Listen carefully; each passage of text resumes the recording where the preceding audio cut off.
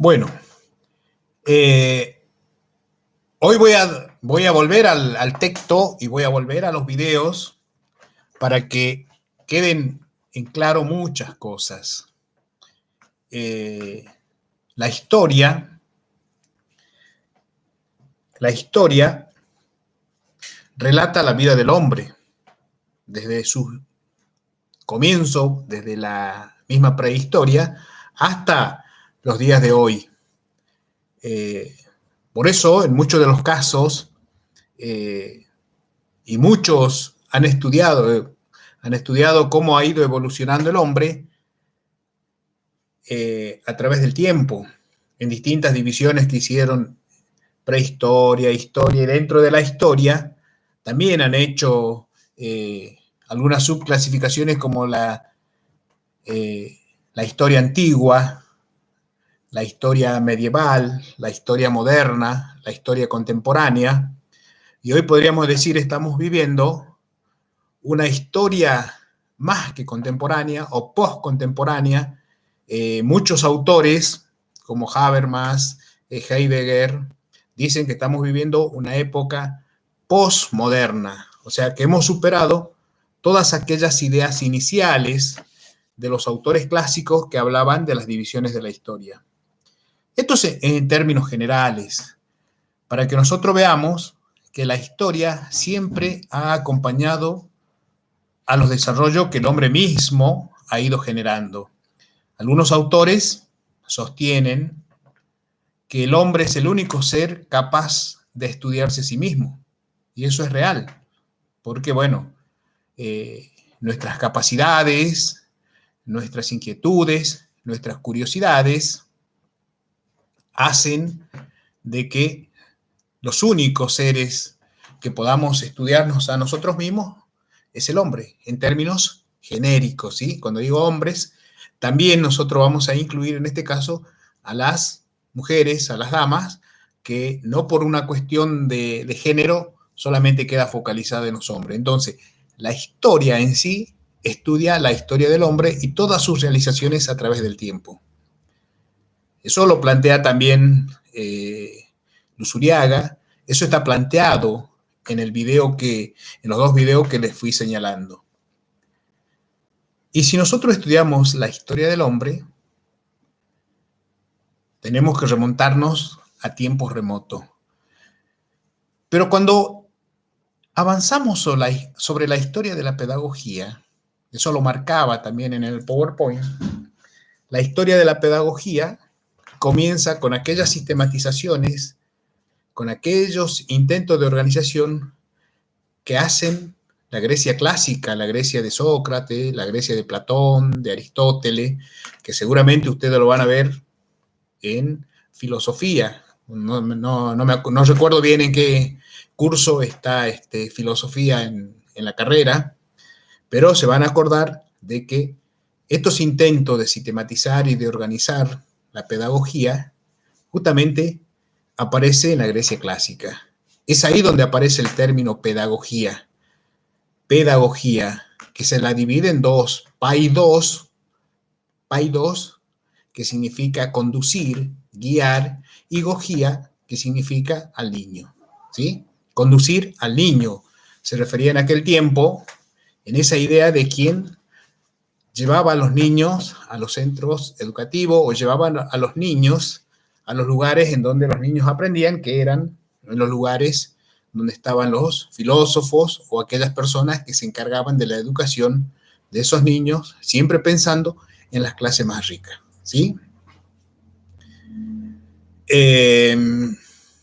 Ahora, cuando uno plantea la historia de la pedagogía, y esto también lo aclaran muchos autores, especialmente Luzuriaga y Ricardo Nassif, que es un autor argentino, que plantea que es necesaria la presencia de la de la pedagogía, porque si la educación es una acción intencional, debe haber una ciencia que justamente la regule, que la estudie, que la sistematice, que dicte normas para que se puedan desvelar esas intenciones que a veces no son tan buenas o no son tan atrayentes para todos los pobladores.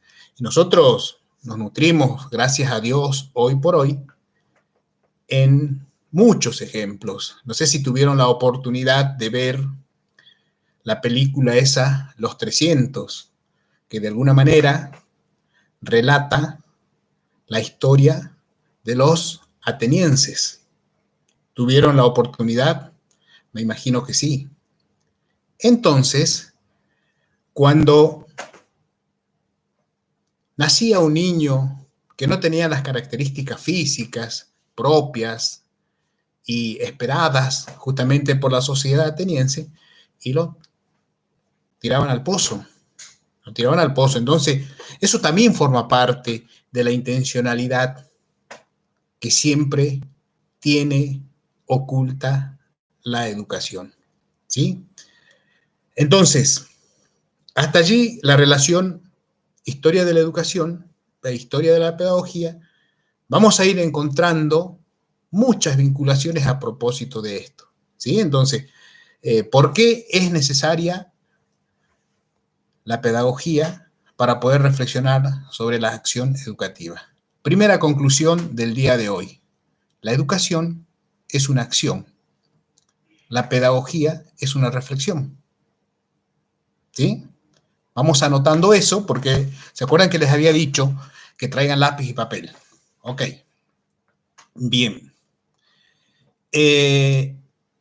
También ustedes seguramente al ver el primer video que les mandé, el video de la historia de la educación argentina, han podido darse cuenta que la educación depende de muchos factores.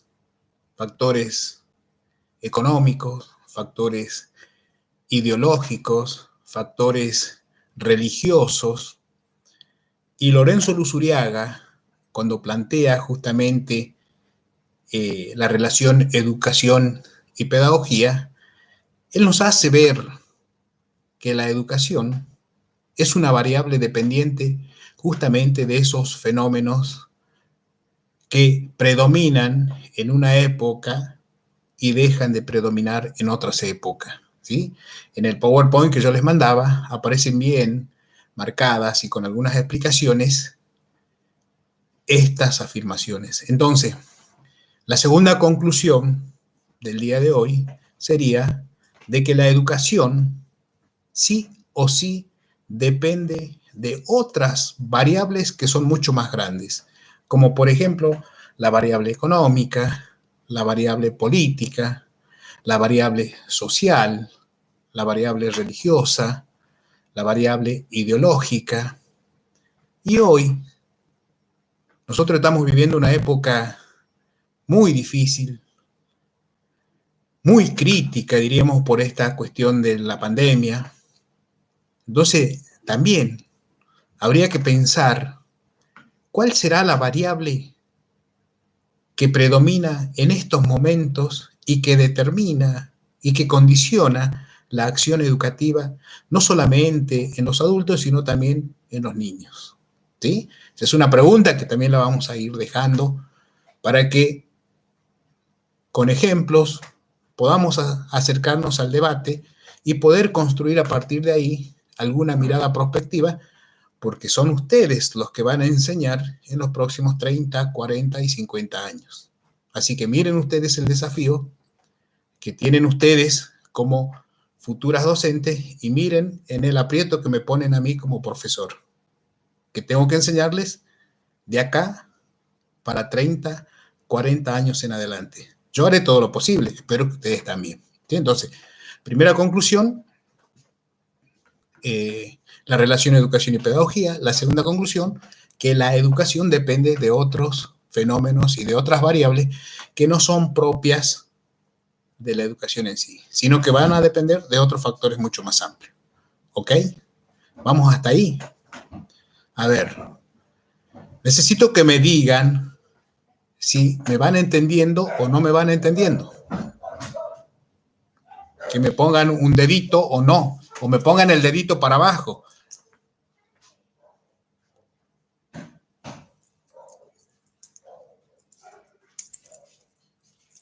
¿Ok?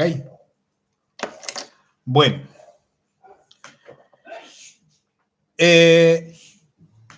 Y una tercera conclusión que me gustaría marcar y dejarla en claro en el día de hoy es justamente que la historia y las sociedades han ido progresando en función de la superación de las contradicciones. Contradicciones que se plantean en los mismos ámbitos de los que depende la educación. Contradicciones en la economía, contradicciones en la política, contradicciones en la ideología, contradicciones en la religión. Por eso Luzuriaga, cuando nos hace esta aproximación, muy bien, Natalia, muy bien. Cuando Luzuriaga nos hace estas apreciaciones, nos va marcando en la idea de que en las sociedades siempre existen dos elementos que para la mirada marxista serían elementos contradictorios, elementos opuestos, y ellos nos van señalando porque la teoría marxista hace un abordaje muy bonito sobre lo que son las sociedades industriales y nos va marcando entre el capitalista y el trabajador. Hay una relación dialéctica, hay una relación contradictoria. Si nosotros miramos, ya en un momento más moderno, podríamos decir, también hay tensiones, contradicciones dialécticas entre los gobernantes y los gobernados. También hay una relación contradictoria, dialéctica, entre el docente y el alumno. Entonces, uno se va dando cuenta que las sociedades van a ir progresando en la medida que nosotros vamos superando esas contradicciones. Nosotros nos vamos a ir conociendo, ¿sí? Yo voy a hacer todo lo posible para que ustedes aprueben y ustedes capaz que hacen todo lo posible para no aprobar. Y ahí estamos en posiciones contrarias, o puede ser a viceversa, ¿sí? Entonces, la tercera conclusión de la tarde, y con esto cierro la parte de pedagogía, porque me imagino que todos ustedes están gastando sus créditos, es de que las sociedades, la historia en sí del hombre, se ha ido construyendo en base a la superación de las contradicciones. Esto también llega a la educación y esto también llega a la pedagogía, ¿sí? Tanto la educación como acción intencional va a ir creciendo y desarrollándose a partir de la superación de las contradicciones, que después ustedes la van a encontrar más adelante, se van a ir dando cuenta, y la pedagogía también a partir de contradicciones, porque los postulados teóricos siempre son contradictorios. Los postulados en el ámbito de la psicología también son contradictorios. Los postulados que van a encontrar en el campo de la didáctica también son contradictorios. Entonces, en la medida en que esos campos han ido encontrando modos de unión, se han ido desarrollando cada vez más, ¿sí? Primera conclusión. Perdón, cerramos acá la parte de pedagogía. ¿Se cansaron? Quiero saber si ustedes se cansaron o no. Les doy 2 minutos para que me respondan. Bueno, ustedes leyeron el PowerPoint que les mandé, ¿no? El video que les fui mandando también con un PowerPoint.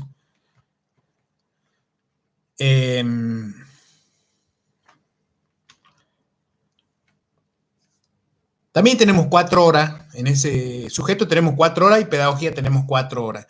Lo que pasa es que el profesor de sujeto es mucho más divertido que el de pedagogía, porque el de pedagogía es medio aburrido. Yo les pedía que en el muro pusieran qué entendían ustedes por sujeto. Bueno, muchas chicas participaron, muchas digo 15, hay unas cuantas que me deben, así que voy a revisar ahora que sigan poniendo los conceptos de sujeto, ¿sí? Los conceptos de sujeto.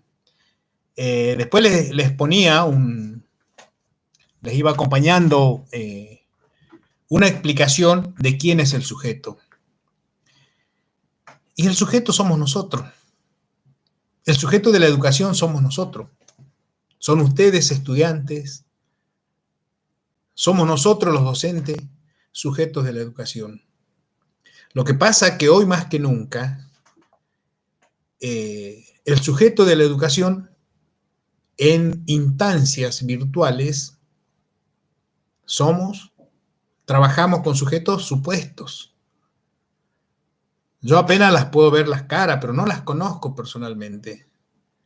Tal vez ustedes ahora me están escuchando, me están viendo en vivo, pero siempre la educación ha trabajado con sujetos supuestos. Sujetos supuestos que terminan siendo sujetos abstractos, sujetos conceptuales. Entonces, las teorías nos han ido acercando distintas conceptualizaciones de acuerdo al origen mismo de esas teorías. Por eso tenemos sujetos psicológicos, sujetos sociológicos, tal como ustedes se han ido poniendo en su Padlet. Hoy por hoy, ¿por qué abordamos el concepto de sujeto? Primero, vayan anotando como primera conclusión, porque la materia se llama sujeto de la educación inicial. Entonces, está buenísimo que nosotros pensemos dónde nos estamos metiendo, diríamos, dónde estamos ingresando. Estamos ingresando a un campo que va a ser muy difícil salir, porque los sujetos a los que nosotros vamos a estudiar aún no han nacido. Sus alumnos, sus futuros estudiantes, sus futuros niños en el nivel inicial, aún no han nacido, aún no están proyectados. En pedagogía les decía que ustedes van a ser docentes en los próximos 30, en los próximos 40 años. ¿Sí? Entonces esos sujetos aún no han nacido porque ustedes van a tener como sujetos en las salas del nivel inicial a niños de 45 días, a niños casi recién nacidos, a niños lactantes, quiere decir a niños que todavía toman el biberón, a niños deambuladores, a niños que recién están empezando a caminar. Entonces, yo les puedo enseñar todas las variables necesarias que sea de un sujeto, pero ese sujeto sigue siendo un sujeto conceptual, un sujeto abstracto. Y eso es una gran contradicción. Por eso me interesa mucho que nosotros podamos leer el texto de Marcelo Caruso y de Inés Dussel, vuelvan a leerlo para que empecemos a pensar en ese sujeto que es tan complicado. Ustedes dijeron que es una persona, es una persona. Dijeron que es un sujeto sujetado, es un sujeto sujetado. Que vive con otro, también vive con otros, porque somos sujetos sociales. ¿Sí? Entonces, el concepto de sujeto nos interesa doblemente a nosotros, porque va a ser nuestro objeto de estudio a lo largo del año, que es importantísimo mirarlo, ¿sí? Y ahora viene la otra cuestión, porque nosotros vamos a abordar a ese sujeto desde dos dimensiones que son fundamentales. Una dimensión que tiene que ver con el desarrollo psicomotor, ¿sí? En donde veremos cómo va estructurando los movimientos del niño, cómo a partir de los movimientos va a ir construyendo eso que nosotros decimos inteligencia. Quiere decir que una línea a seguir va a ser la línea de Piaget, la línea constructivista, que nos va a llevar hacia adelante a pensar cómo construimos nosotros el conocimiento, cómo vamos construyendo y desarrollando nuestra inteligencia. Y por otro lado, que es lo más novedoso dentro de este plan de estudio, es que vamos a abordar el estudio del sujeto a partir de cómo construye su personalidad, de cómo construye su subjetividad. ¿Cómo construimos nosotros nuestros afectos, nuestros sentimientos? Por eso es importante que ustedes anoten ahora que las dos perspectivas que vamos a seguir es la perspectiva cognitiva, la línea de Piaget, y vamos a seguir también la perspectiva psicoanalítica, toda la teoría de Freud para poder construir una mirada sobre lo que este sujeto es. Y más adelante trataremos de ir asociando entre pedagogía y sujeto una mirada sociológica del sujeto de la educación. ¿Sí? Vamos a tratar de usar textos idénticos, cosas que nos sirvan para las dos materias. ¿Sí? Entonces, sabemos muy bien que el sujeto que nosotros vamos a abordar es un sujeto muy complejo, muy complicado, es un sujeto que cada día nos va a ir mostrando distintas cuestiones, porque el hecho de considerarlo persona, ya vamos a tener cosas que podemos apreciar a primera vista y cosas que nunca vamos a poder apreciar, que somos sujetos complicados, ¿sí? Por eso, una de las cosas que plantea Caruso y Dussel es que ese sujeto, en su constitución, en su construcción como tal, aparecen muchas situaciones en crisis. Crisis que devienen desde lo social, crisis que devienen desde lo político, crisis que devienen desde lo ideológico, diría su viejo profesor de pedagogía. Pero bueno, son esas cuestiones las que nosotros vamos a ir abordando en esto de lo que es el sujeto.